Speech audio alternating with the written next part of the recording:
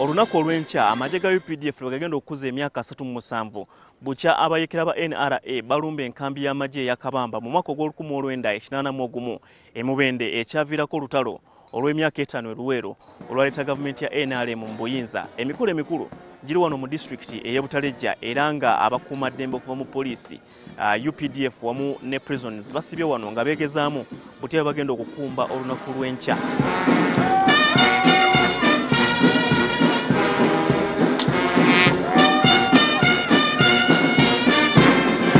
Ekimu ku byenjawulo ekiri mu bikujjuko eby'omwaka guno kwe kulaba nti amagye ga UPDF gayisa abakuumaddembe okuva mu mawanga 5 agakola omukago ogwa East Africa nabo okubaawo ng'abajulizi ng'omukka weefube okulaba nga amawanga gano gongera okwegatta naddala mu by'okwerinda. Kirungi okulaba nti Uganda tufunye omukisa guno okubeera nga ffe tusoose okuhostinga luno olunaku olw'amagye gonna ga East African Community.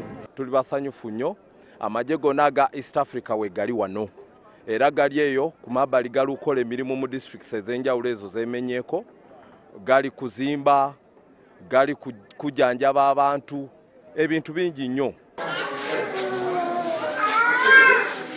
Ng'ogyeko okuteekerateekera olunaku olw'enkya amagye ga UPDF era genyigidde mu kujjanjaba abantu mu disitulikiti eno ey'e Butaleja era nga wano ku ddwaliro erya Busoro Health Center 4 nga bw'olaba abantu bangi bazze okufuna obujjanjabi era nga amagye gatubulire nti mu nnaku 3 ze gabadde wano abalwadde 785 be bamaze okufuna obujjanjabi.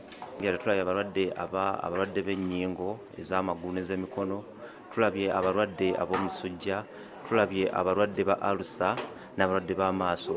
N'endwadde endala zonna ezikwata abakyala naddala abali mu mbuto, abalina embuto tubadde tujjanjaba ezisinga n'ezisinga abalwadde bonna abasinga badde b'emisujja. Abadde abalwadde nga bangi ssaawa ze batwala nga tebanaba kulabibwa nga ntono ne laboratory zibadde nga zikola kumukumu ne services zonna zibadde nga zifunibwa mu bwangu kubanga bwe bazze bayongeddeko workforce gye twabadde nga tetulina mu ddwaliro wano.